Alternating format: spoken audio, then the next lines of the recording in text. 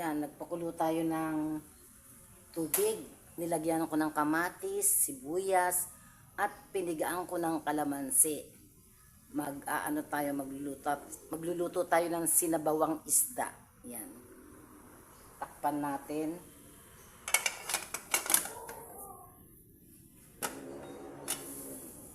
Ayan, kulong-kulo na. Yan, yung tubig na pinakasabaw sa ating lulutuin na sinabawang isda. Nilagyan ko ng kamatis, sibuyas, tapos konting luya, tapos kalamansi, konti, mga 5 pirasong kalamansi, para pampaalis ng lansa. Yan, ilagay natin ang ating talong. Wala akong ibang makitang gulay sa ref, so nilagyan ako ng talong.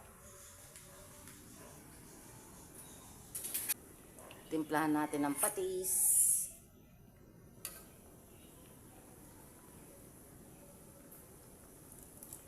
Yan. Konti lang po.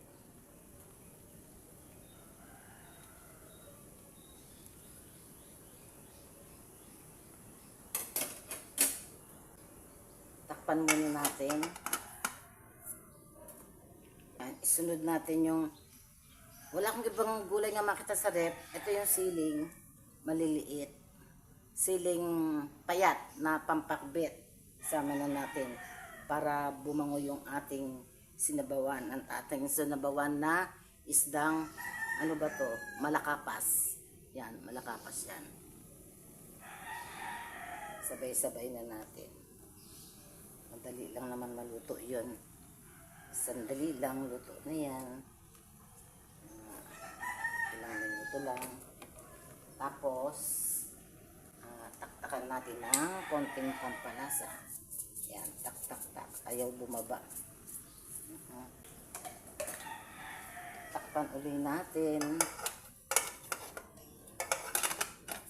Tikman natin kung tama sa timpla.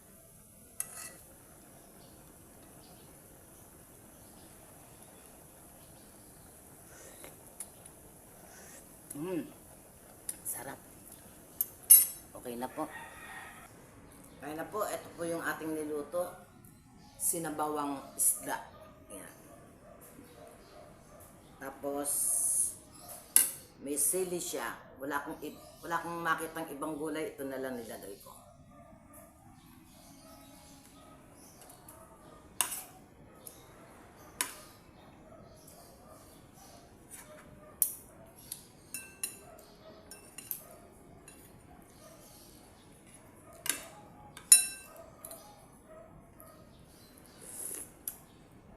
Sarap ng sabaw.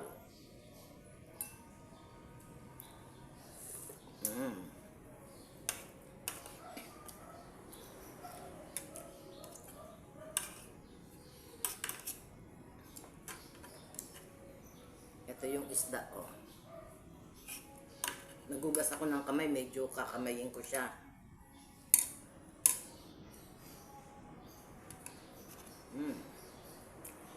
Sarap.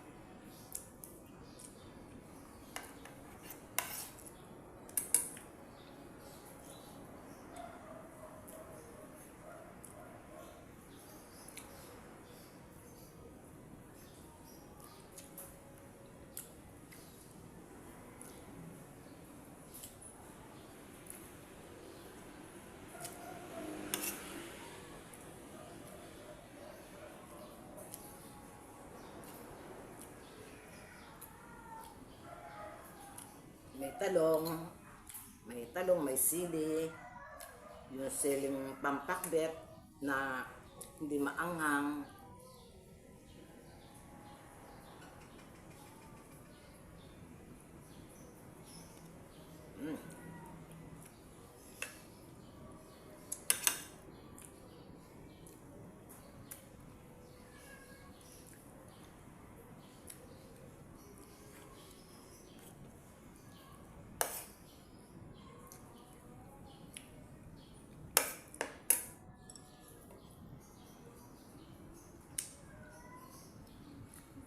Alam nyo to, kulitis ang tawag sa amin dito.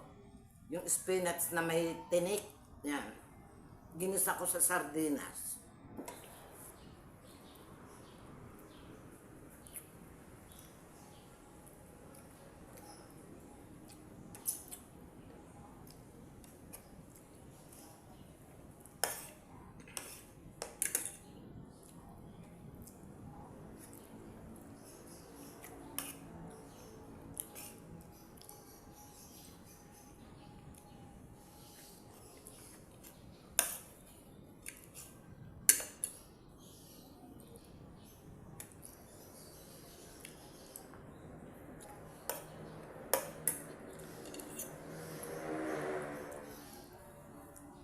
Ating tikman.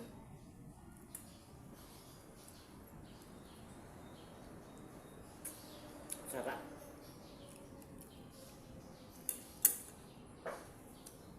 Nung araw, ito yung mga tumutubo sa may maisan. Maisan o kaya yung ano ba yun? Tubo. Nung ako maliit. Nangunguha kami niyan.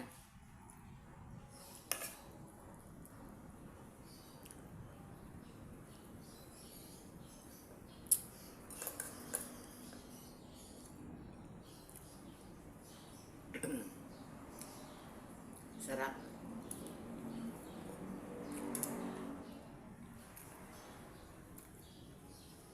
Pati tangkay o pwede.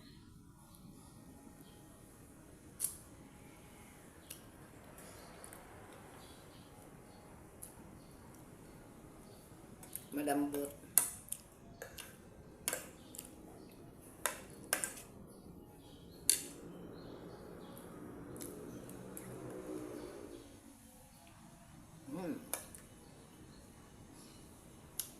Sarap.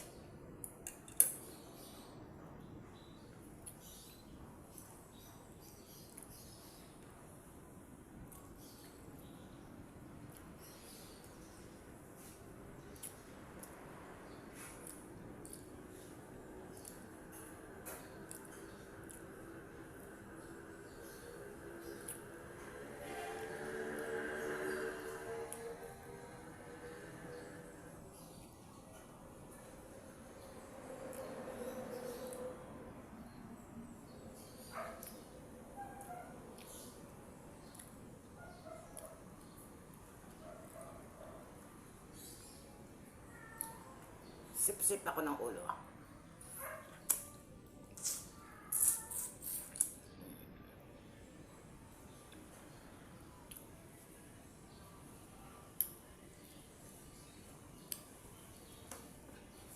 Buti hindi masyadong malangaw ngayon. No?